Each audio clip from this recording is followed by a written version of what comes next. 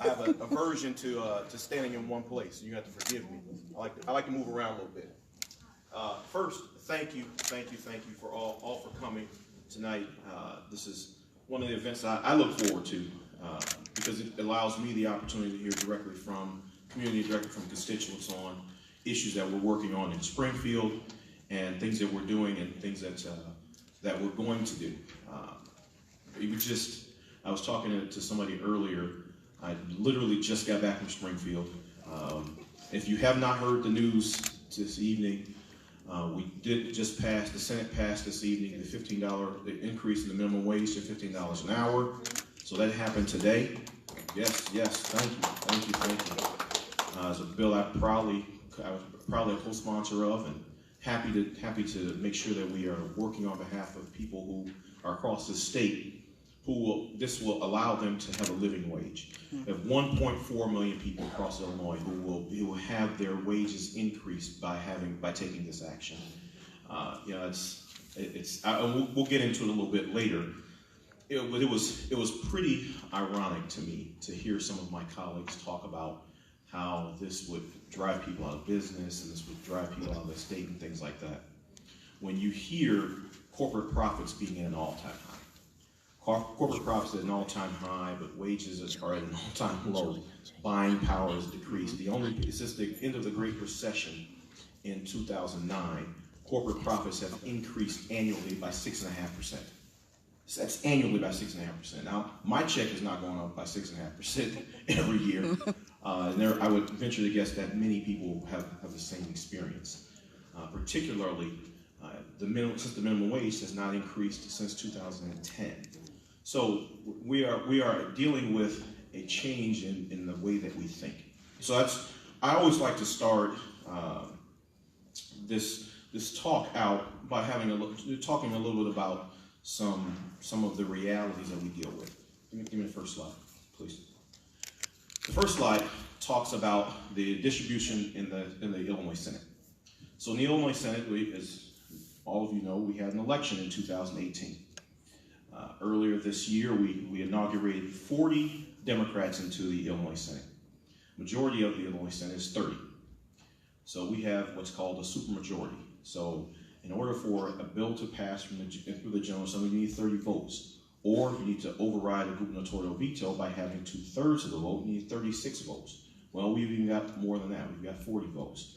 But what's important about the composition of the Illinois Senate is that we have Democrats in places we've never had them before. So the last election cycle, there were no Democrats within DuPage County. Now you have multiple Democratic seats in DuPage County. The legislative composition of DuPage County is all Democrat from the Illinois Senate. That's important because it allows us to do things like we did today by passing the minimum wage increase. But it does not mean we can take areas for granted. What you have seen south of I-80 and in central and southern Illinois, there used to be Democratic senators. Now south of I-80, whereas before there were 8 to 10 senators south of I-80, there are now 4. So it's a changing dynamic. So you are seeing places where Democrats are no longer winning. But we have to make sure that's why I think what you saw today with the minimum wage increase is we have to fight on areas where people want issues, they want kitchen table issues. They want to talk about their pocketbooks. They want to talk about the things that they care about, not necessarily about ideology that divides people. So that's what you're seeing right now. Give me the next slide, please. Next one, the Illinois House. So in the Illinois House, it takes 60 votes to pass the bill in the Illinois House. As you see, there's 74 Democrats and 44 Republicans. And just like in the Illinois Senate, the Illinois House has a supermajority. It takes 71 votes in the Illinois House to have a supermajority, and the Illinois House has 74 Democrats. So 3 more than the number needed for a supermajority. Give me the next slide, please. Here's one that I think is particularly important that people know, and it's how a bill becomes law. I know it's civic engagement or civic educationally. But it's important to know. So oftentimes people think that things can happen just immediately, and it's not the case. By Constitution, by the Illinois State Constitution, the bill has to be heard on 3 separate days before it can become law. So once you introduce it, it has to have its first reading, that's 1 day. It has its second reading on another day, and it can be amended during its second reading, and then it goes to third reading. Then it passes that chamber if it gets how many votes? How many votes you need to pass in the Senate? 30 in the Senate. Oh, 30. In the Senate, 30. So if we got 30 votes in the Senate, it would pass, and they pass over to the House. The same process happens in the House. So then, if it goes through the House, goes through the 3 readings, gets the 71 votes, or 60 votes rather, then it goes to the governor. If the governor signs it, it becomes law. If the governor vetoes it, then it goes back to the Senate, and the Senate would have to, 36 senators will have to vote to override the gubernatorial veto, so that it could then go to the House for the same process. So that's important because I tell you those numbers and I tell you that process because we have numbers that will allow us to do some things that we have not been able to do. Previously, when we had this talk before, we were in the midst of our budget impasse. Everybody remember that budget impasse? 736 days without a budget. So we were right in the midst of that. The reason we could not override that was because we did not have enough members in both chambers who were willing to override the governor to allow us to enact the budget. So now that reality does not exist. So that is something that's good for us. Next slide, please. Update on some of the things that we're working on in Springfield. So I have been named, as many of you know, in the Illinois House. I served as the chairman of the Judiciary Criminal Committee. I have been named chairman of the Criminal Law Committee in the Illinois Senate. So that will allow me to continue the work that I'm doing on criminal justice reform. As many of you know, that is near and dear to my heart. I am committed to making sure that we change the system that has burdened so many of our young people. We have individuals who have made mistakes in their lives, and they are burdened with those decisions for years to come. And I want to make sure that we have the opportunity to change that. If you make a mistake, if you break a law, we want to make sure that we recognize that. There are some people who deserve to be incapacitated, but we have many people who have been incapacitated because they are poor, or because they suffer from a mental health challenge, or because they suffer from a drug addiction. One of the bills that I am most proud that we've passed since my time in the General Assembly, I passed in conjunction with my predecessor, which was the Bail Reform Act. It allowed us, at the time, we were the largest state in the union to have a presumption against the use of cash bail for people. It allowed people to stay out of jail just because they were poor. And we are fighting, unfortunately. Remember when I talked about the dynamics of our state? We have individuals who like to still play regional politics, the big bad Chicago against everybody else. And that's just not, that is not good that's not good for our state, that's not good for the direction of our policy. But there are some people who, even today we talked about the minimum wage. There were some of my colleagues who said, well, we're not Chicago. We shouldn't have a wage that's $15 an hour. That doesn't work here. Well, there's a study that says that by 2022, you should be at $14 an hour right now, even in those places where the wages are lower. And by 2022, it should be at $15 an hour anyway. But in order to make sure that we recognize that there were challenges that businesses were faced, we extended that to 2025. So even recognizing and giving them the opportunity to have them more time to implement the raise in the minimum wage. So additional committee assignments. I'm also vice chairman of the Appropriations 2 committee. Does anybody know why that's important? Appropriations is money. So that's important, and Appropriations 2 in the Senate is the committee that oversees things like higher education. It oversees education. It oversees capital. It oversees transportation. So there are a number of issues that we will be intimately involved with and working on because of our role on the Appropriations Committee. So as we go through this talk, one of the things that I'm going to ask from you, questions. So again, this is more. I want this to be more presentation or more conversation than presentation. So I don't want to just stand here and just spout facts and figures to you. I really value and desire your input because it's going to help me be a stronger legislator. But so as we go through this talk, we think you should all have had questions or little sheets that you could write questions down. AJ, you said you have that sheet. Does anybody need one? I can get you one. So if you have questions, please don't hesitate. Write down your questions. We'll address it. We'll address as many as we can. That's why I want to get through my presentation part so I can get to the conversation part, because that's what's more important to me. I'm going to go through this next one, but then here are the other committees: appropriations 1. That's the rest of the budget. In the Senate, there are only 2 appropriations committees, 1 and 2. 1 is it's human services, economic development, things like that. Committee of the whole, that's all of us. Judiciary, I still serve on the Judiciary Committee. Telecommunications and information technology, and the subcommittee on capital. Why is that important? We have a huge capital bill that's going to be coming. We're going to be talking about that later. So we created that committee. We're going to be traveling around the state talking about capital needs throughout the state.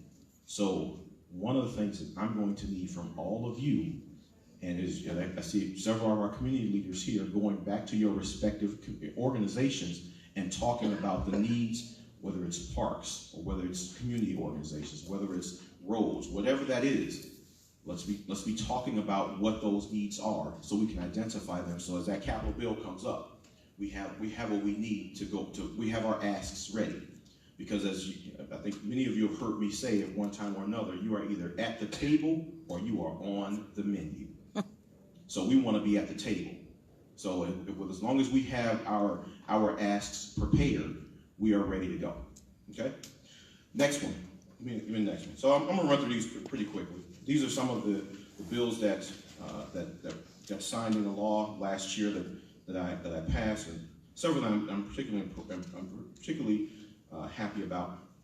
One, Senate Bill 3256. This was one that, frankly, our previous governor, I did not believe he was going to sign. I'll be honest. It allows for a 32-hour or 72-hour waiting period for gun purchases. So it treats assault weapons the same as handguns. So before this bill became law, you could go and buy a handgun. You have to wait 72 hours before you got the handgun. But if you went and got an assault weapon, you could get it within 24 hours. Just didn't make sense to me. How could that be? Let me stop for a minute. So my family and I don't know if you've heard this, my family and I were involved in a very serious issue. There was a young man shot and killed at Orland Square Mall. And my wife and kids and I were there. And the young man died 15 feet from us. That when I talk about these issues, I don't just talk about these issues because it is a talking point for me. That this is serious. I believe that gun violence it's a public health crisis in our communities. It is not just about the use of the gun. It's the underlying reason why people pick the gun up in the first place. There are mental health challenges going on. There are other issues that are going on with young people that make them feel like it's appropriate to pick a gun up and use the gun in the first place. We need to be thinking about that. If you had a disease that was killing people, one person was dying every hour, you better believe there'd be some action taken by the CDC to address that. Gun violence takes a life from us every hour across this country, yet we don't address it. We don't deal with it. This evening, I'm happy to announce to you, I have spoken with the chairwoman of the Public Health Committee and also the chairman of the Judiciary Committee. We're going to be holding joint hearings between criminal law, the Judiciary, and the Public Health Committee, talking about gun violence as an epidemic in our community. So we're going to be talking about those underlying issues. We're going to be talking about how we address that, how we put together strategies to make sure that we are keeping gun violence from ravaging our communities. Because I'm committed to making sure our communities are safe. but I'm also making sure that we address those underlying issues. And this is one of those bills that did that. Next one, Senate Bill 3285. This is a bill that when we have a company that wants to locate in Illinois, there was a strategy in place for how we go after that company. When Amazon wanted to locate here, there was a city, state, county game plan on how we were going to attract Amazon to come to Illinois. There are businesses that are up and down 95th Street, up and down Cottage Grove, up and down King Drive, and Jeffrey, and Stony Island, and 79th, and 75th, and 83rd. We don't have a plan for how we protect those homegrown businesses. Even when, I know many of us drive on the Bishop Ford Expressway, you see the come to Indiana signs, or you see I-57, the come to Wisconsin signs, or if you're going on I-80, come to Iowa. We have states that are actively poaching Illinois businesses, but we didn't have an economic development strategy that would say how we're going to make sure we protect those businesses, how we show them that resources that are available here in the state. If you were a business owner, you'd have to go and figure out what the resources were on your own. Made no sense. So the Illinois Homegrown Business Opportunities Act, it made sure that our state economic development agency, the agency that's charged with creating economic development opportunities here in the state of Illinois, has a plan to protect indigenous businesses, making sure that there's a plan to say, here, if you're an Illinois business and you're a business of 25 or less, here are the programs that are available to you. If you're a business of 50 or more, here are the programs that are available to you. So we have a strategy that helps grow them, that we have a strategy that helps them stay right here. So again, this is a bill that I worked on for 2 years when I was in the House. And when I went over to the Senate, it was one of the first bills I introduced when I got to the Senate, and I was very proud when we were able to get that bill signed into law. Senate Bill 3503. This one coupled with 3502 and 3503. We have the same one. 3502 and 3503. They go hand in hand. One, we have nursing mothers who want to participate in jury duty but can't because they're nursing mothers. That's 3502. If you want to petition the court, that allows you to take a step back and you go back to jury duty when you are no longer nursing. That will allow you. It creates a process for you to go to the judge and petition for being excused from jury duty. 3503 is a bill that will allow every courthouse across the state of Illinois to have a lactation room available for nursing mothers. We were finding that nursing mothers were having to either express their milk or feed their babies in bathrooms. I don't know about you, but I don't eat in the bathroom. I eat my food in a sanitary place that's private and that is comfortable. I don't think that nursing mothers should have to go and express their milk or feed their babies in a bathroom. So this new law allows for every courthouse around the state to have a place that's private, convenient, and safe for a mother to express their milk or feed their baby. And I think that's appropriate.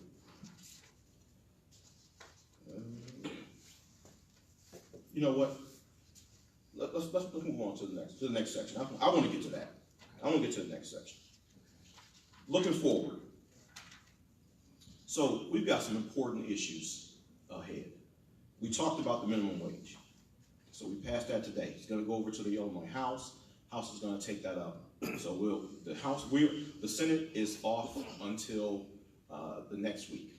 So the House is in next week. The week we go back, the week of the 19th is the week that the governor will introduce his budget. So that's what I really want. I want to get to this. This is the part of the discussion I want to get to that I really need your input. So when we get back to Springfield, the governor will introduce his budget on the 20th. That's really when the session starts. When the session starts, we know what the governor's priorities are. We know what we're going to be doing. I've spoken with the governor. I've talked to him about his proposals, his plan for the upcoming budget. He is prepared to offer what he calls a truly balanced budget. The last several years, our previous governor did not propose balanced budgets. He could say all that he wanted about the budgets that were passed and all of the budgets that we crafted by the General Assembly. He did not once propose a balanced budget. It was full of smoke and mirrors and tricks and fallacies, but it was never balanced. The governor has promised that he will propose a truly balanced budget. Why is that important? Because it shows that we are responsible. We're going to be responsible. We're going to make sure that we are fiscally managed. We're putting this state on fiscally sound ground and a road to recovery. With going 730 some odd days without a budget has done harm not only to the state's reputation, it's done harm to our social services safety network. It has done harm to our mental health services. We have I can't even begin to imagine the number of people who have ended up in Cook County Jail or Rock Island County Jail or Winnebago County Jail because they did not have mental health services. Because that's oftentimes what happens. We have people who have mental health challenges and law enforcement has to address their issues as opposed to them getting the treatment that they so desperately need. So we're going to have a budget that starts February 20th. So I will make sure that one thing that if you did not sign in, one thing I will ask you to do, make sure you please sign in, Ms. Sharon. Ms. Sharon, wave your hand. Please sign in with Ms. Sharon. Because what we need is, when you sign in, we will capture your email address. We will add you to, if you so desire, we will add you to our e-newsletter list so that you always get our e-newsletter. We send an e-newsletter every week. Every week with updates from Springfield, every week with events going on in the community. So if you have an event that you'd like to advertise, please send it to us. We will add it to our e-newsletter. If you have something going on that you'd like us to make sure the community knows about, send it to us. But most importantly, you will always get information from us about what's going on in Springfield. You will get things about what's going on around the district, what's going on in our community, because we want you to stay informed. That is how we work together. So on the budget front, as we prepare for these budget negotiations, and my predecessor has come in, Senator Don Trotter is here. Senator Trotter, wave your hand. So and Senator Trotter can attest to the hours that we will spend negotiating a budget. We will be spending hours negotiating a budget, but the only way I'm going to be able to negotiate the priorities that are important to this community is if I hear directly from you. So I'm going to stop there because I'm tired of talking for a little bit. Let's have some questions about budget. We have questions on budget. Any? Don't hesitate. Come on. One question that was given is, will there be money available for local services, social services that impact our communities in the budget? Yes. So one of the things that we work on is making sure that we set aside monies in the budget for particularly issues that are helpful to our community. Over the last several years, we have made investments in job training programs and job programs for our young people, for programs at our parks, mental health services. We always work to set aside investments in communities, and we'll continue to do so. But in order for those priorities to be appropriate and those priorities to match the priorities of the community, that's the input I need from you. So that's the help I need from you. So others, don't be shy. And I'm looking in this audience. I know there ain't no shy folks in here, so y'all stop it. When you talk budget, you also should talk about revenue. We're getting money in the budget. Oh, now get off my proposal, my slide show, Senator Trotter. So there will be a couple of issues that we'll take up, and we're gonna talk about a a couple of those in a little bit. One, who's heard about recreational cannabis, recreational cannabis, the legalization of it? Yeah, every- about it. So that's a proposal that's going to be on the table this year. How about sports betting? Who's heard about that? How about gaming expansion? Those are all areas that we'll be talking about this session. Those are revenues that we'll be talking about. So the legalization of recreational cannabis, depending on who you ask, the estimated revenues that we will raise are somewhere between $200 and $500 million. Depending on who you ask. When Colorado legalized recreational cannabis, they raised about $250 million in tax revenue. There are different layers to the legalization of cannabis issue. One, there are the licenses and the license fees that will be raised. And I think those are the ones that will happen first. So for instance, if we legalized cannabis by the end of the May session, the spring session, we would not be able to start getting revenue immediately on July 1. So we should not expect that. So we would not be able to raise that $250 or $500 million starting on July 1, because you've got to get the program up and running. You got to figure out who the licensees are going to be. You got to work out the process, because we've already got what's called medical cannabis here in Illinois. So we've got some type of framework, but it's not completely finalized. So we have to work that out. If you went to gaming expansion, you again, depending on how you rolled it out, that money would not be available on day one. One thing that I can say to you with a great deal of certainty, that because I have talked to the governor, and the governor has directly said to me he is not proposing an increase in the income tax. That will not happen this year.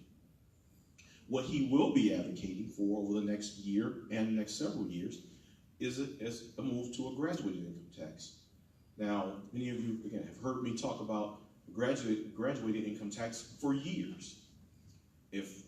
I've long been a proponent of a progressive income tax. I think that it does not make sense for somebody who makes $3,000 to pay the same rate of tax as someone who makes $3 million. It just doesn't make sense to me. So I think we will move towards a tax structure that where the wealthy pay their fair share and they pay more, and those who are less able to pay will have a rate that's more commensurate with what they make. So as we talk about revenue, again, we're going to have some of those discussions, and I'd like to have your input, particularly on legalization of recreational cannabis, but also on gaming expansion, because in addition to the additional riverboats that have been talked about, or additional gaming positions of slots at tracks, there's also the United States Supreme Court just made sports betting legal across the country. So you just saw New Jersey go to sports betting, and they have raised several $100 million, or several $1 million in a short amount of time.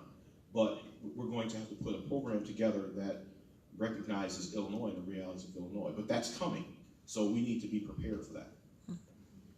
Got another question? I have one more. You're talking about taxes. Is the government talking about, or are you talking about the General Assembly taxing my pension? Your pension, exactly. Specifically your pension. We don't get rid of them politician pensions. For just Don Trotter's pension. Illinois has been one of the states where, when you hear these issues from people who are the pundits talking about Illinois being a high-tax state, there are a number of things that we do not tax that other states do. Retirement income is one, and that's one that has not been popular to be taxed here in Illinois. We also don't have a tax on personal property, where other states do. Missouri has that property, has a tax. So the overall burden, and there are other states who have higher taxes and an overall tax burdens than Illinois, which is always frustrating to hear someone from Indiana say, well, taxes are high in Illinois. Your overall tax burden in Indiana is higher than the overall tax burden for someone in Illinois.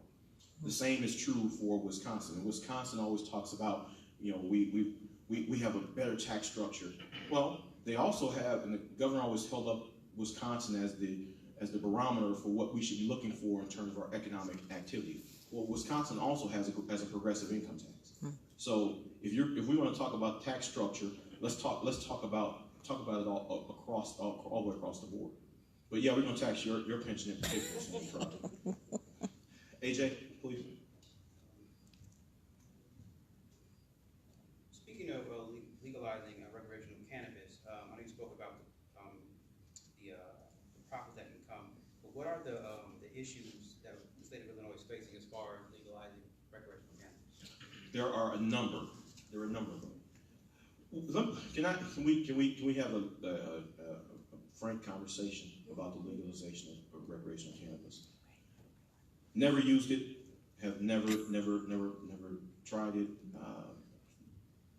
Don't know anything about cannabis. Can I start there as my backdrop? But it is an industry, and it's coming. At the end of the day, we need to have individuals who do understand the industry and who invest in it. So what I am interested, remember what I said earlier? If you're not at the table, you're what? On the menu. There are folks who are going to make money in this industry. So if folks are going to make money in the industry, we need to have people who are prepared to invest in the industry. If the money is going to be made, why should not everyone in the community make it? So that is first and foremost. We at the Illinois Legislative Black Caucus, we started a cannabis working group to talk about those issues. There are issues as it relates to social equity. So in states like California and Oregon and Colorado and Massachusetts that have legalized recreational cannabis, different states have tried to do different things with the social equity piece, but not anyone is doing it particularly well. One of the things that we've talked about is, again, talking about my background, I'm focused on making sure that our system of justice is equitable. So as we have individuals who have been convicted of cannabis crimes, then we should be able, if cannabis is no longer criminal, if we decriminalize it, we need to at some point go back and look at the sentences that were imposed on people and the barriers that were put on them by having those convictions. We have looked at the individuals. So I had an analysis done of individuals who were currently incarcerated for cannabis crimes. It's about 200 people. About 200 people. Okay. But it's not just the people who are currently incarcerated. It's also individuals who were incarcerated, who were convicted of felony crimes, and who are now unable to go into industries because of the convictions. So those are the social equity issues that we need to be talking about. That is, and for me, if we're going to decriminalize recreational cannabis, there's got to be a process where either there is an automatic expungement of those records. There's going to have to be some realization and recognition that we have to address the impact that has had on people's lives. So those are some of the issues that the Cannabis Working Group has talked about. We met 2 days ago and also again yesterday. So we are working on a number of those issues and we'll continue to do so. But if there are issues, this is why I've said and will continue to say, if there are issues that you have related to the use of recreational cannabis, please bring those up to me. So for instance, I was speaking at another event talking about recreational cannabis, and the man said, well, I live in a multi-unit rental property. I don't use cannabis. What is going to be my recourse if someone else in that multi-unit uses and I don't? That's something that has to be taken into consideration. So what if the what if the multi-unit rental property owner does not wish to have cannabis used in the property? So we're going to have to balance the person's personal civic rights against what the property owner's rights are. So those are some of the items and issues that we're working through. But until people raise those types of questions to me, I can't. I may not think about an issue in particular or that issue. But that's why I need your help as we talk through some of these. Other questions? Yeah. As far as from a law enforcement standpoint, I know the legalization of cannabis will be state and city, but to my understanding, federally, it'll still be illegal. So have we had anybody to address that issue or figure out, how we're gonna go about that? Right. So the question was as we make it if we decriminalize the use of recreational cannabis here, it does not change federal law, and doing that comparison between the two. We have been working with states, and those are things that our legal staff has been working at, looking at how other states have done it, particularly Colorado, who has been out there the longest. They have had some of these challenges. They've had issues where they've worked out some of these kinks with the DEA and things like that. But having those discussions with individuals in other states, we are two of my colleagues, who one in the Senate, one in the House, have been spending an exorbitant amount of time on the legalization of cannabis issue. And I would make this offer: if we want to have a discussion just about the legalization of cannabis, I will make sure we bring the experts here to have some of those discussions. So they have been to. I know that they have been to at least 3 of the 5 states that I've already mentioned. I know they've been to Colorado, Massachusetts, and Oregon, California. So I'm certain that we can get them here to have some more in-depth conversations too. You ever know? Going into capital, what is the status of infrastructure repairs, particularly at CSU? Well, we have, and we've been joined by. I was talking about the roads. Oh, so 95th Street? No, I'm talking about the roads around this property. Okay. How raggedy it is. So the problem has been this. There's always this fight of what's a state road versus what's a city road. 95th Street, we've had road money committed for several years. And we always get into this fight about the state versus the city road. But then also, when we don't have the capital bill, we don't have the resources there. So the maintenance gets deferred. Ryan helped me, $43 million in deferred maintenance right here in Chicago State. 43 million, is that right? Well, that's just emergency. That's emergency, or the emergency deferred maintenance. So that's not even the regular maintenance. That's just the emergency. So at $43 million, those are the needs that we've got. When we talk about the need for a capital bill, they are tremendous. They're tremendous. And when we've gone all these years without having a capital bill, all these years without having a budget, those are the things that happen. You know, just like I said, as I mentioned, I was driving back earlier today. There are potholes up and down 55. I mean, you spend a lot of time just weaving, dodging potholes, because we spent years without having a budget, so we didn't invest in those types of things. So that's why a capital bill is so needed. But those are issues that, as I get ready to have that list, everybody knows Earl.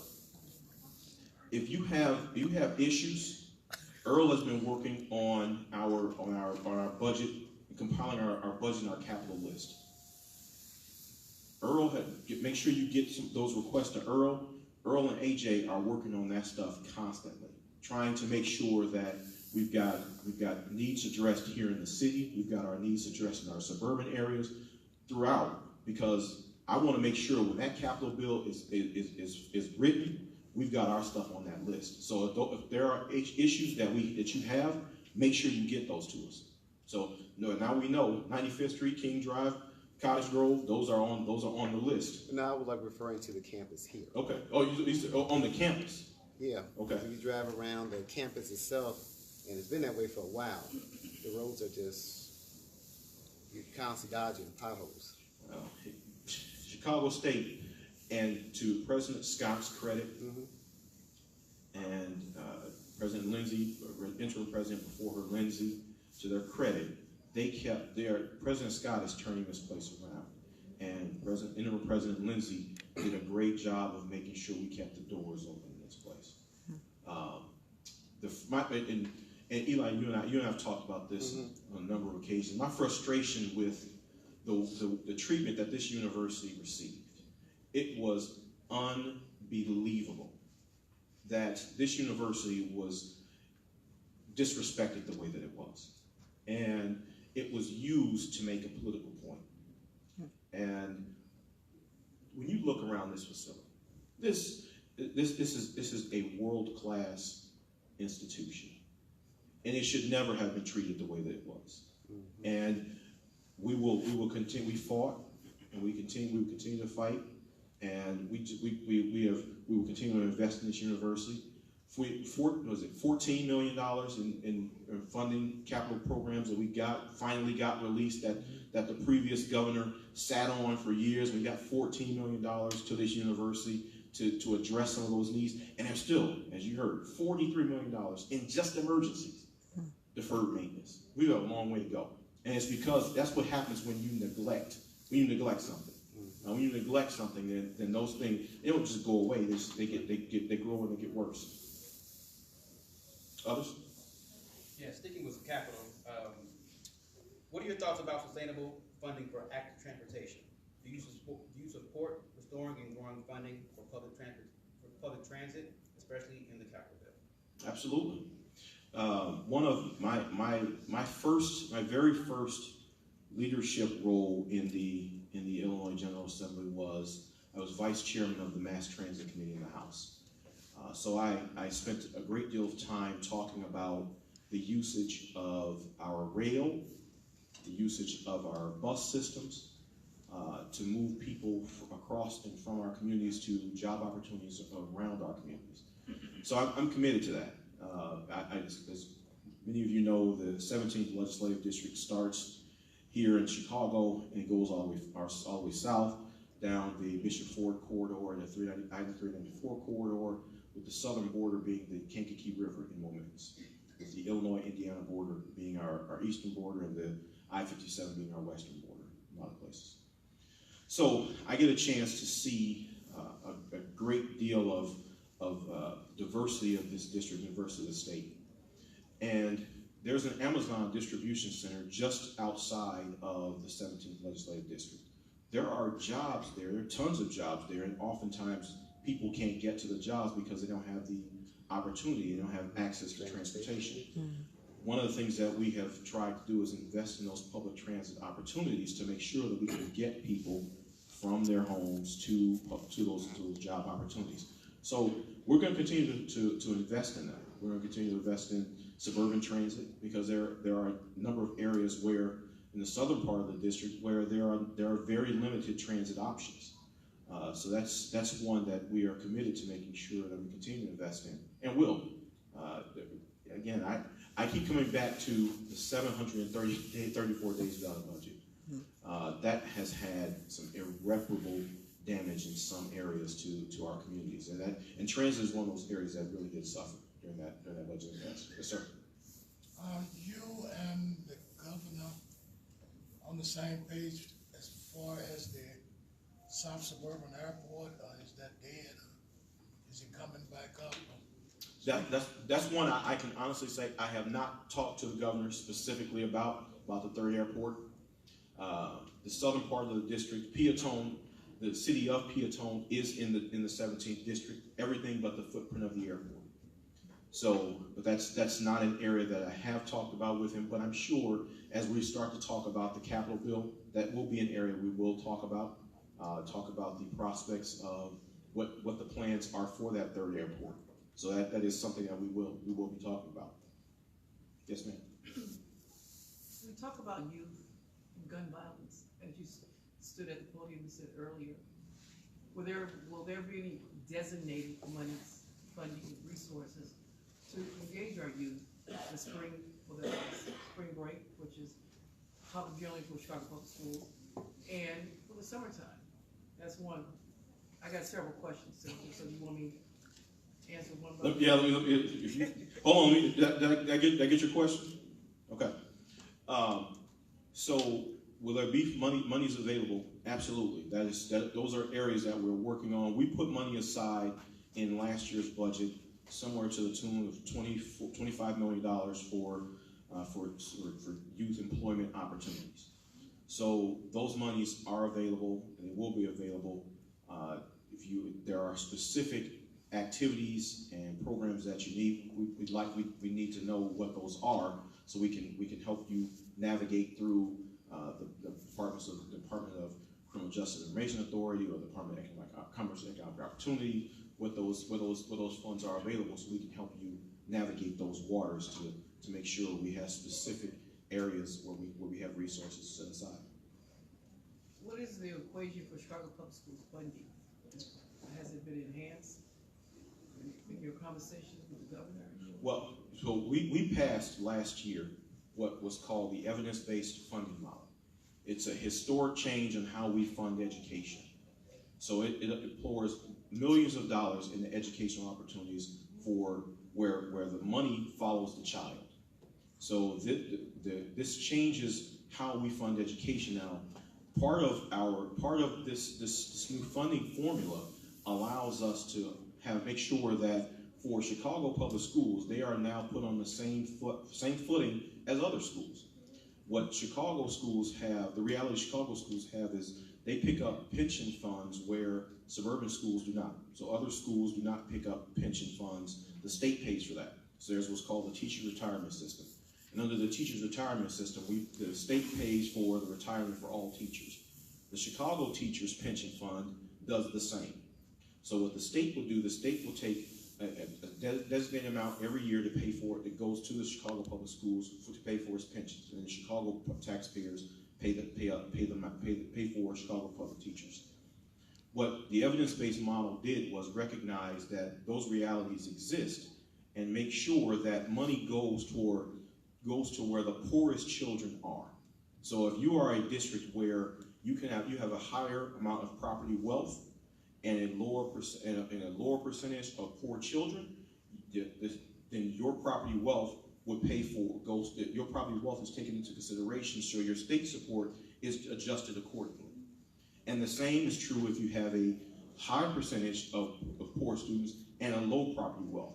So the state would send you more state support to direct towards those students. That funding model is now in place, and we are seeing that there are school districts across the state that are benefiting from that. We had three suburban districts that recently received money from a property tax grant program because of their their high percentage of poor students and low property wealth. So it reduced property taxes in those districts to account for that reality. So that's the new funding formula, and it is helping to make sure that we get more money into classrooms in Chicago and into suburban classrooms where students that are poor, but the property wealth is low. My last question. Huh? What is your thought process on the consent decree? I'm pleased that we have the consent decree. Earlier this week, I had the opportunity to speak to the Illinois Association of Chiefs of Police, and we had a very frank conversation. And during that conversation, I said I appreciate one of the things I appreciate the past president of the National Chiefs of Police acknowledging the role that law enforcement has had in the strained relationship that exists between poor and minority communities and law enforcement. And I said to them during that conversation, I said, we've got to be honest. that oftentimes people that come from communities that look like me, when they see law enforcement, they see Bull Connor, not officer friendly. And that's a reality. But that does not mean that every officer is Bull Connor. There are officers who run towards danger and they do some tremendous things. We have one right here who do some tremendous things on behalf of the communities that they serve. And I talked about that situation that we had just a couple of weeks ago, and law enforcement was right there on the spot, making sure things were taken care of. Now, those stories don't get told often, and oftentimes you have the stories of negativity that are created out there. I posted something on social media the other day. It was a story of 3 African American men who were helping this elderly couple without any prompting. They didn't know them. The elderly couple was going to, they coming out of a convenience store. The husband was 100, the wife was 89, and he was struggling to get her into the car. And one of the lines in the story said that there is, for every one case of depravity, there are hundreds of cases of untold kindness. And my post was so true. And the same is true for the interactions with law enforcement. So for every case of a bad law enforcement officer, there are hundreds of cases of law enforcement going above and beyond the call of duty. But I'm glad the consent decree is in place, because it helps to make sure that the good officers the light is shined on those good officers, and similarly, a light is shined on the bad ones. So, yes, sir. You had another. Yeah, you was talking about the budget, and I was going to ask you about the monies that you gave the South Suburban, that you got for the South Suburban schools, and if that have to be done every year, or would that be over a period of time? In other words, would you have to do the same budget again in order to give those schools next year? Will our taxes hit after this is gone? No, so that grant program does not last permanently. It's over a period of years, built into the funding formula. So it makes sure that we recognize, again, the difference in the property wealth versus the students that are high low income, the high percent of low income. Hopefully, as we continue to invest in that system, and that system continues to work, you will see the distribution of wealth the funding be more equitably distributed. So it will be distributed based on, as we move towards a system that recognizes that reality I talked about. You have poor children, so you should not, poor children in a poor school district should not have a different educational experience than students in wealthy districts. Your zip code should never determine the quality of the education that you get. So as that formula continues to work, and they say this is just year one into that funding formula. We'll continue to see the investments into that formula so it can work, and we change the way that we fund education in the state, because the state's constitution says that Illinois, that the state is responsible for funding schools. The reason why property taxes are high is because the state has not lived up to that responsibility. So as we continue to make sure we change that funding formula and invest in that formula that drives money to meet the student, then you'll see those realities change. I saw another question. Yes, ma'am. Yes, sir. Will there be money for HIV and AIDS? Absolutely, absolutely. That's an area where we've made significant investments in community AIDS programs throughout the Chicagoland area, but also throughout the state. So we are making sure that we are investing in prevention activities, but also in treatment activities, so that we have those investments set aside, so that we are dealing with that epidemic of AIDS, HIV and AIDS. Pregnant and Yes, ma'am. parenting and women issues. Okay, which. Will there be funding available for that? For women, Afro-American women are high in breast cancer. Mm-hmm. And they talked about being able to get free mammograms, but it is not that it's prevalent as they said that it would be. So we're at the helm of breast cancer.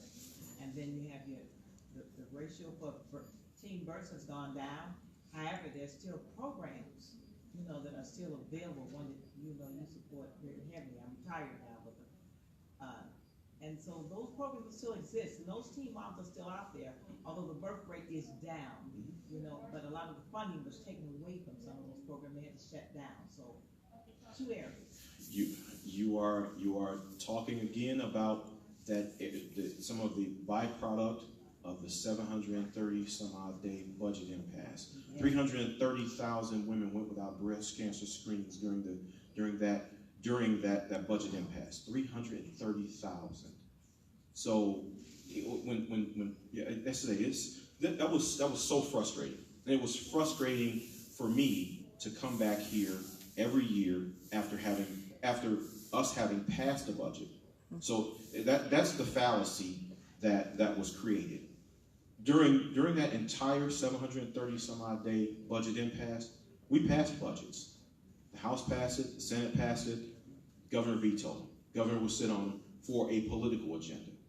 Now, we are past that governor.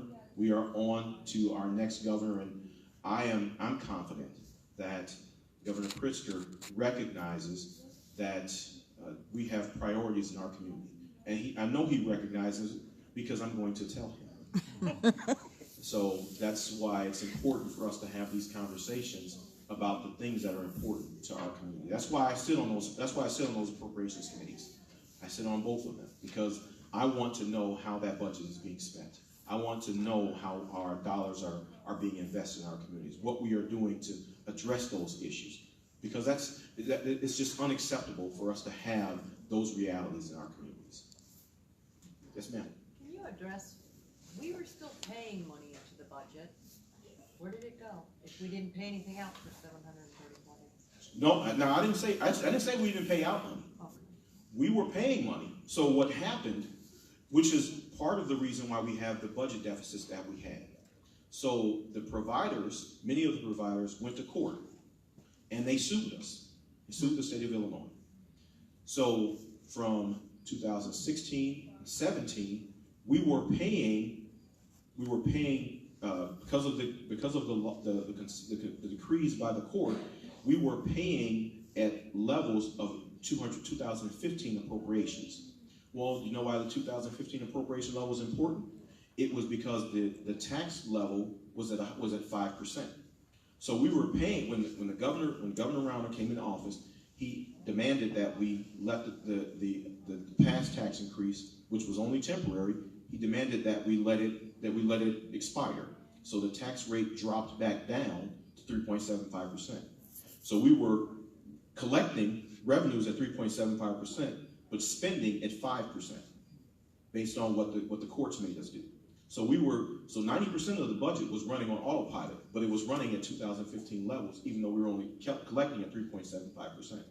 So we built these deficits up over those. So during that 734 days, we were building up these deficits. So over that time, we had now, when we were bringing revenues in, we were spending millions of dollars in late payments. So we built up a budget deficit of about $15 billion, which we have to now pay down. And we're going to spend time paying that down, money that should have been going into education, money that could have been going into healthcare, money that should have been going into health services and breast cancer screenings and all of the things that we've talked about here tonight on the spending front, we were not doing because we were spending money that we didn't have. And it was unnecessary because it was done for a political agenda. Some of those dollars, because, and if you can help me out, the difference between discretionary spending and non-discretionary spending, because there's some things that we had to pay for because by court, like you mentioned court order, but also federal decree, agreements that were made with the feds to get matching dollars from Medicaid. So those things automatically had to go out because those were deals that we had to make. So money came in, was being spent on all those things we had. And we had other court decrees. So there were lawsuits. There's a lawsuit called the Liggett consent decree, and it basically talks about how we staff, how many people can be in a jail. And so we were paying these consent decrees without having the corresponding revenues to go with it. So the money was going out the door, but we had no control over how it was coming in. Other questions? Yes, sir. The budget, the biggest part of the budget, from what I understand, is a big part of the budget is pensions. Mhm. Have the governor, I'm sure he's addressed the pension issue, but I heard that if we kept the budget, the pension and stopped at 3%, is that a 3% or 2%? Cost of living, if we stop paying that, the budget would almost fix itself from that percentage. I don't know if you heard that before, but somebody was arguing that point. That's an argument. But here's the reality. The reality is that our state's constitution sets out the pension obligations or the pension benefits that someone receives. And it says that in our state's constitution, and our Illinois Supreme Court has said that the pension relationship between a person who gets a pension, the pensioner, and the pension payer, it's a contractual relationship. And if you are going to change that relationship, you have to have one of two things: change in the Constitution, because you can't break the Constitution, you can't break the constitutional requirement, or you're going to have to give would have to give something for getting something. So it's a basic tenet of contractual law: offer and acceptance. So you have to have offer, acceptance, and consideration. So you have to offer something, you have to accept it, and you have to give something of value for it. So so when someone says, if we just take away the 3% compounding on a pension, well, it's just not that simple, because the state Supreme Court has already said that's a contractual relationship. So if the pension solution were easy, it would have been done already. Trust me. It's not an easy. So you have to find a solution that fits within that framework, that offer, acceptance, and consideration. So if the Supreme Court has already said that the pension is a contract between the worker and the state, then you've got to figure out what their person is going to be given to give up their pension rights. So it's not as easy as just say we're gonna wipe that out, because you can't. And double dipping. What about you? Mean? 2 pensions from maybe state and local. I don't know. I heard that some people are getting money from 2 different pensions from the same pot, so to speak. If it's the state, if it's local and state, they're bringing in 2 pensions from our tax money. Mm-hmm. Is that fair? Is that okay? Well, there are different pension systems. So as we talked about, you have local government, so you have municipal government, so the city. You have county government, and you have state government. So if you spent 20 years working for the state, then you go and you work 20 years for the county, then would you not be entitled to the pension for both? You've worked for both.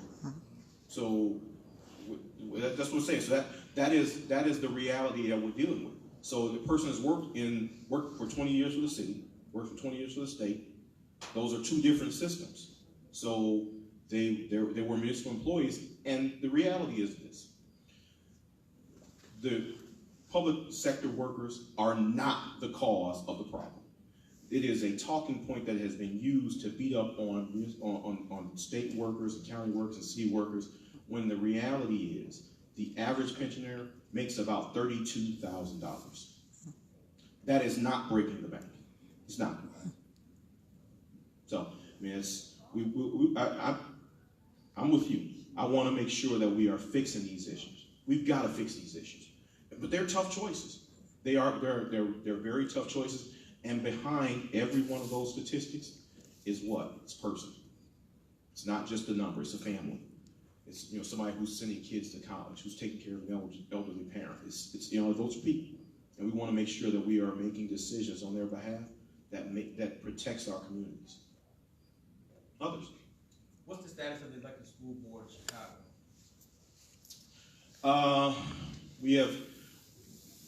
We're still, bills are being introduced as we speak. Well, maybe not now because the Senate and the House are closed. But bills are being introduced. The bill introduction deadline is next Friday. I would imagine that elected school board will be reintroduced again, and we'll see where it goes. I've heard it be talked about. It's been talked about by several of the mayoral candidates. So is that I have long been a supporter of an elected school board. I was the first person to introduce it in the Illinois House, and we're going to keep we'll keep working towards making it a reality. So, How will gaming expansion affect our local communities? Depending on how it's structured, it's the last time we did a gaming expansion, we created a program called Linked Development. And that linked the revenues created and garnered by the casinos and by the riverboats to communities that distressed and depressed communities around the casino. So the last proposal that we had, we had a proposal that had a Chicago casino. There was one that had a suburban casino and a downstate casino. We'll see how far it gets during this session. I'm interested to. Well, we've been talking about, frankly, we've been talking about gaming expansion for years. I think that you will more likely to see sports betting, some rules passed on sports betting this year than you are on gaming expansion. I just think it's a more realistic prospect.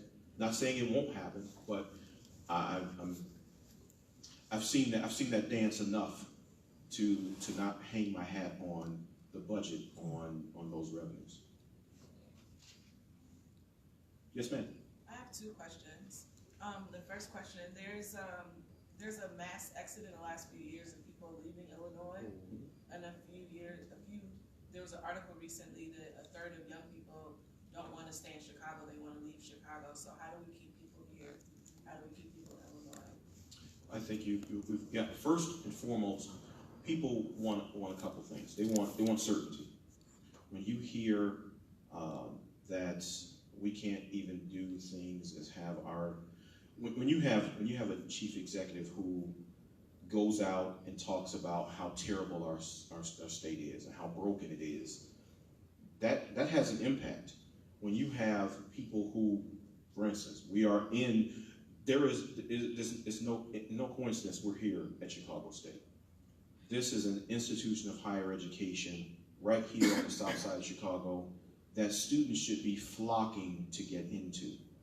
But when you don't know what's going to happen with your university, it makes you make other choices. So you go to the University of Indiana, you go to University of Wisconsin, you go to Ohio, the University of Ohio. You make other choices because you don't know what's going to happen with higher education in our state. We put last year in the budget $25 million for what's called the Aim High Scholarship. It is a scholarship specifically intended to make sure we attract and retain Illinois students to Illinois institutions of higher education. Because what happens when our students go elsewhere, we have a young lady who lives right here in the district, went to the University of Alabama. The prospects that she would return, because she got a scholarship package that was much different than she got from Illinois schools. So when you let a student like that, very bright student, they go away and they leave Illinois' borders to go to school, the prospect that they come back are smaller. So that's why that Aim High Scholarship is so important, because that way we get to keep those students right here. We are able to put together, now that $25 million, mind you, is matched by the universities for a total of $50 million. So $50 million to attract and retain Illinois' best and brightest. So if you keep those students right here, the studies show that when where a student goes to undergraduate school, the prospects that they stay within a 1 hour radius to where they went to school are greater. So that's what we've got to make sure that we are retaining those students and making sure that they stay here by making sure we have a stable, thriving higher education system. The other part, we're not addressing the issues that are driving those students away. So a number of students feel like they're not safe. And when we talk about issues of gun violence and issues that are the underlying issues of gun violence, we've got to have those conversations. We've got to make sure that students don't look at riding the red line and thinking they're going to be mugged or something's going to happen to them. When the red line, more people go on the red line every day. It's the busiest rail line in the city of Chicago. But we've got to make sure we are providing those amenities for our young people so that they do stay, so that they're here, and that we make sure that they have everything that they want, and everything they need. Because it's right here. We've got, when you look at Chesterfield and West Chesterfield and Chatham and Avalon Park and Pill Hill and Lansing and South Holland, just drive around. That's one of the things I love about my job. I get to see the wonder of this district and these communities. In the summertime, you can drive down Indiana or drive down Yates, and the manicured lawns and the houses, they are amazing. But that story's not being told. That's the story. People hear that, that if you listen to the news, you would think if you walk out this street that there's gunfire going across the street every day. Just walking across, if you just walking down the street, you're dodging bullets. It's not the case. It's not the case. But a lot of times people, they see that and they internalize that. And that makes them say, you know what, I'm going to go someplace that's safe. We've got relatives in other states, and we've had relatives tell us all the time, a number of times, I can't come there. I'm going to be dodging gunfire. We say, first of all, get that foolishness out of your head. Come visit our neighborhood. Come to our house. People, and those same family members will come, or friends will come, and they look around and say, wait a minute, this is not anything like what I hear about on the news. These are beautiful homes. These are, you see people out walking their dogs and people out jogging, doing everything that happens in every community. But the story and the narrative that's been created is that we are living in this war zone, and that's not the case. But that's why I'm glad we're having this discussion. I'm glad our community leaders are here, because they work all the time at telling that story. What we see, you see all the time, you have, I can't count the number of elderly people who have gone on to glory, but their children or grandchildren don't want the homes that are right here. And what will they do? They sell the homes to a speculator for pennies on the dollar. So the speculator will buy a house for $150,000 that is really valued at $320,000. So the younger generation, they're just trying to get out from under the house because they have heard about the stories of what's going on. They have their own house, their own bills, so they want to just get out from under it, or they just don't care. Or there may not be children. But we've got, that's why it's important for us to get out and tell that story, that that's not true. These communities, these are amazing communities, and they have amazing people in them. So we've got to get out and tell that story. I'm sorry, you had other ones. But you talk about one of my favorite subjects, so I can talk about that all day.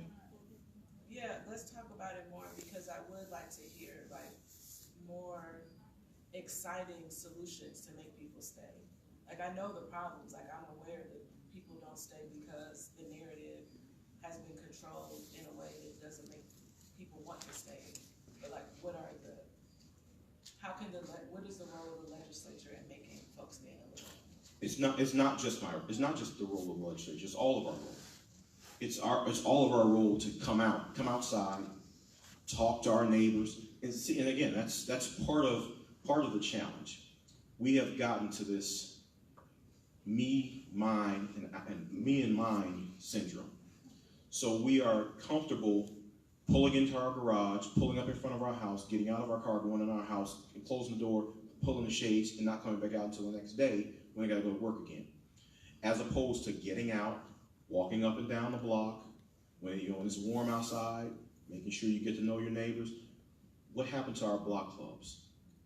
What happened to having those interactions with each other so we know what Miss Johnson, if Miss Johnson fell and she needs help, somebody's there to help her. Or Mr. Smith, has he taken his medication today? Doing the well-being checks. We stop being neighbors because that's because we've gotten so caught up in these things. These things have taken over our lives. So we are more dedicated to watching social media than having actual social interactions. So that's the problem, and that's not just me. That's our problem. One thing I can't do is I can't legislate morality, and I cannot legislate conditions. Those are created by communities, and those happen when individuals are able to come and work together, and they are committed to. I can tell you that we have to be committed to staying and growing communities. There are one of the things, and I can say we have talked about this, on a number of occasions. That Target that closed, furious about it. I have not stepped foot back in another Target since they made that announcement. Haven't, and don't plan to, because to me that was disrespectful to this community. It was a slap in the face to the individuals who supported that store. But then to further to blame this community for their losses and their inept management was disrespectful to me.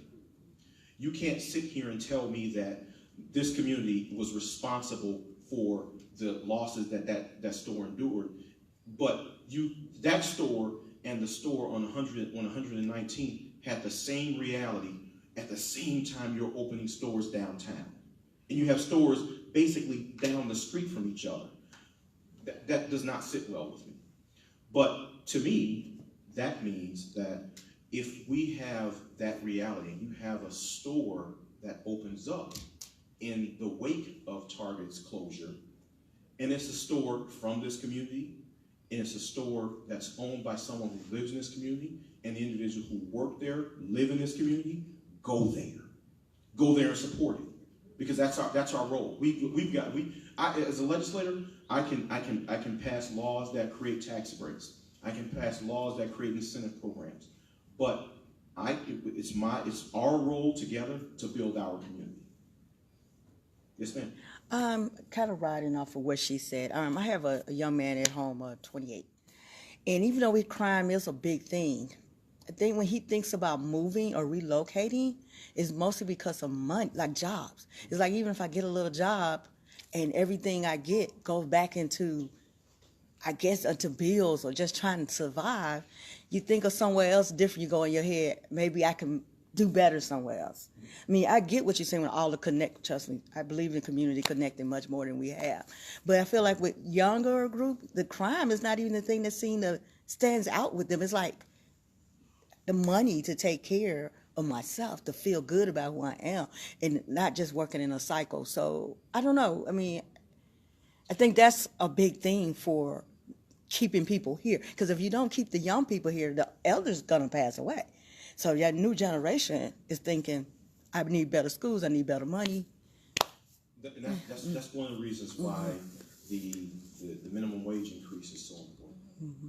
So you figure that, again, 1.4 million Illinoisans will benefit from that minimum wage increase. Mm-hmm. You go from where you're going to make $16,000 if you're working full time on minimum wage, from $16,000 to almost $32,000.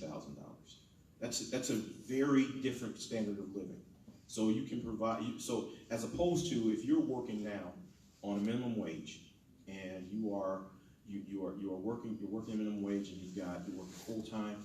You can't live on $16,000. So what do? You get a second job to make ends meet. Mm-hmm. So that means that you have even less time with the children that you are supposed to be investing in. Which is our real responsibility.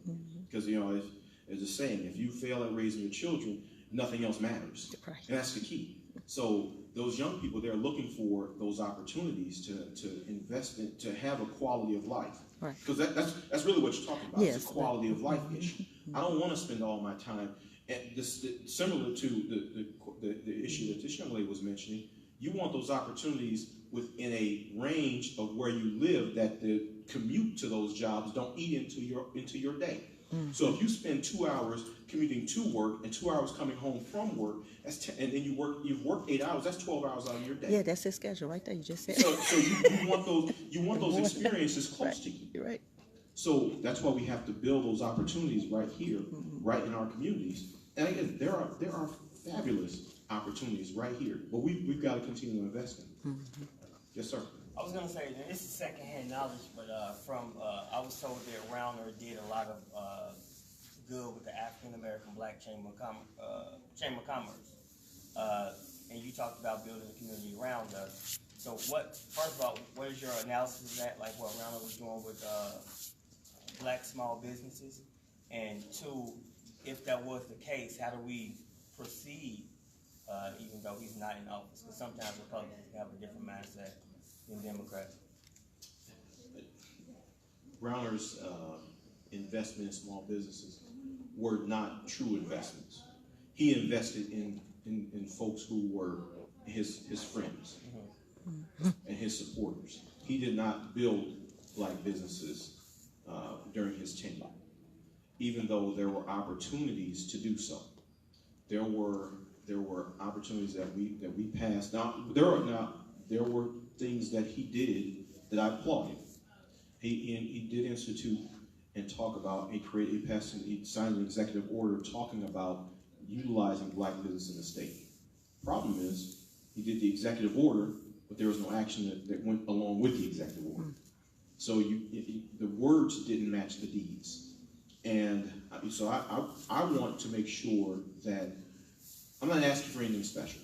And I talk to business owners all the time. Black business owners are not asking for anything special. They ask for equity. That's what they want. If I am, all things considered, if I am as good as another company, I should have the same opportunity to win the contract as the other company. It should not go to the other company because the other company, who is not a black firm, knows somebody, or they belong to the same club or the same church or things like that. All they want is equity, and that's all people want. They want to have the same opportunities. As we go back to the previous conversations we were having, all people want is the same opportunities as everybody else. The same. I don't want anything special. I let my merits dictate my ability to succeed. Because we have a young woman who lives in this community. She owns an engineering firm, and she and I are always talking about the opportunities that exist and the lack of participation that firms that look like hers get. And she says, I don't want anything special. My workers, they work hard, they are trained, they are just as good as anybody else, and I should have that same opportunity. So I think that's what everybody is asking for, just equity. Others? Yes. What are the long-term effects of increasing minimum wage for our communities? Well, as I said, it allows the wages to go up. All those ancillary related issues we talked about, more time with children, the ability to be home, to go and see a ball game with your kids, to go and read a story at bedtime. Those are real things. That's the benefits of having time with your children. That is invaluable. The ability to have those experiences, to make a play, to be there when they're in the dance recital, as opposed to their grandmother, or their grandfather, their aunt, or their uncle being there in your stead. Those are invaluable experiences because your children are only young once. So that's a good asset. Number one. Another one is poor people getting more money, they spend more money. Good More money point. into the economy. that's true. That's true. Yeah. They're not saving it. They're not saving for the Lamborghini, Mercedes, or whatever it is. They're gonna get it, and it's gonna go right back into generating more dollars for everyone else. That's right. Yes, ma'am. Yeah. Yeah, I had a question. A few years ago, I chaperoned a group of students who came to the Capitol for Civic Engagement Days. Mhm. Black Caucus hosted that. Mhm. And I appreciate the time that you took to talk to this group of students. How do we scale those opportunities, and what are some other pathways to get more young people engaged and excited about participating in our democracy? I'm glad you asked. That's a good question. So this year, I am serving as chairman of what's called the Council of State Governments Midwestern Legislative Conference. My chair's initiative for 2019 is about civic engagement. So during the conference, which will be July 21st through the 24th here in Chicago, we are going to showcase some of the young people here that are doing some amazing things and some of the civic engagement opportunities that the kids are involved in. I would love to work with you on having some of those kids, identifying some children who can participate in that program, because this organization has 1,550 legislators from across the Midwest, so the 11 states of the Midwest, so Illinois, Indiana, Iowa, Minnesota, Michigan, North and South Dakota, Ohio, then four of the Canadian provinces. So those legislators will be here. I think it's going to be an amazing opportunity for young people, but also legislators from those states, frankly, some who don't interact with African American students or African Americans that frequently, to have the opportunity to do that. So as part of that program, we're going to have the opportunity for those legislators to have discussions with young people. So they'll be talking about the realities of their states versus what the young people experience every day. So if you know some young people, that's going to be a unique opportunity that the young people who participate are going to have, and I'm looking forward to it. And hopefully, we're going to have a special guest speak at the conference. That will be something that those young people won't soon forget. Mm-hmm. Yeah, another? What are the issues you're... No, young man right here. I'm sorry, AJ. Actually, it was on the same subject of civic engagement. When I was, as far as high school and college civic classes, it just seems like it's out, and a lot of kids are missing the history that people that came before you, what they did, how they got there, and what's going on with the political process now. What your position is, what state representative positions are. You know, they seem like they want the knowledge, but they're not going to get it. It's not being taught in the schools. I just said that. Well, and then much. So let me also say this. So if you do know of specific young people, kids who are high school age and or college age, we do have internships in our office. So if you know of some young people who want to be engaged in the process, we are always looking for interns. We have an internship program in our office. We have one for our Chicago office and one for my Capitol office. Now the Capitol office one is usually only for the spring, because that's when the legislature is in session. So if you know of some young people who are interested in serving as pages, or who want to shadow me for the day, or who are interested in the political process, please let me know. That is one of the things I take the most pride in. I love doing the most, is talking to young people, because I think back to when I was a young person in the 4th grade. There was a state senator named Emil Jones who showed up at my classroom, and he talked about the political process, and he talked about what government was and what government was not. And fast forward years later, I ended up working for that same state senator. I ended up working, and I worked for him for years. And he introduced me to another young man who I ended up working with for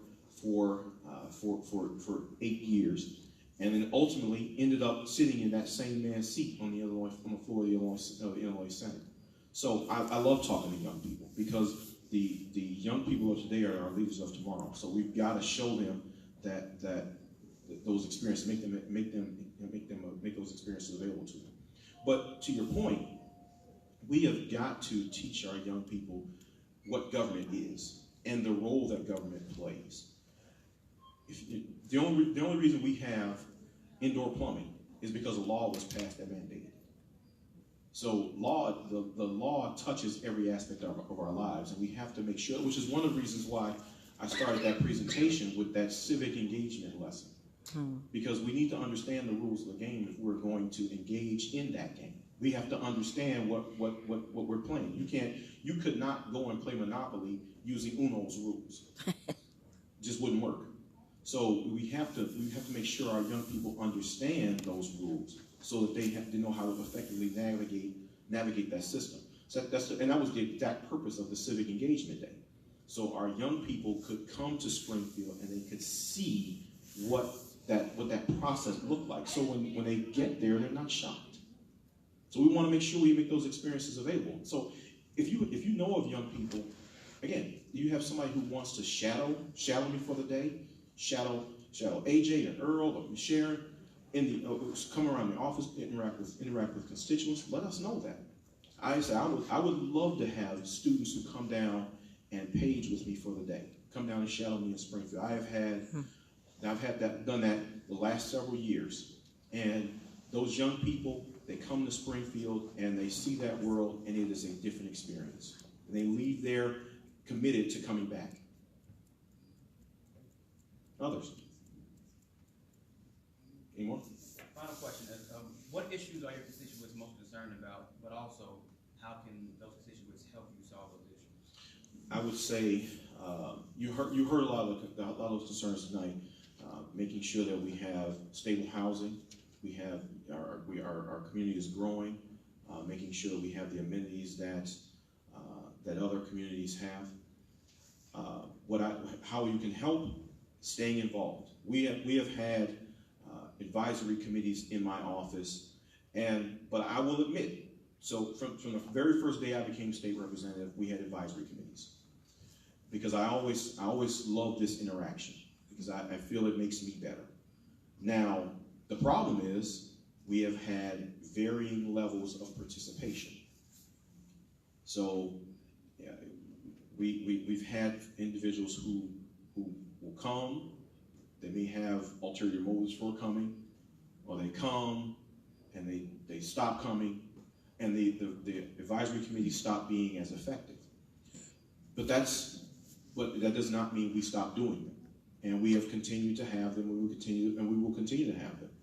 These types of discussions, this is helpful for me. Making sure we've had some interactions on proposed legislation. I'm very proud of the fact that the very first bill I passed in the Illinois House of Representatives that passed into law was a bill that was recommended by a constituent. They had an issue locally. We talked about it. I said, you know what? Let's put that into a bill. We drafted the bill, worked it through the process, and it became law. But that only happens when we have the interactions like this. So please, please, please, I think is my contact information up on the screen? Yes, it is. Please, if you did not get a card, please take a card. If you got write my contact information down, because we read those emails. I read email. You know, I am. You will see sometimes that you get responses from me at 3 and 4 in the morning, but I read those emails.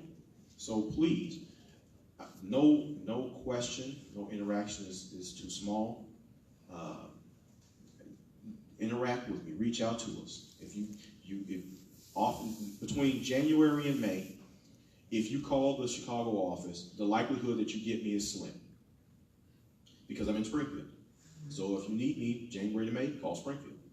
But if you email us, you can always get us. So interact with us that way.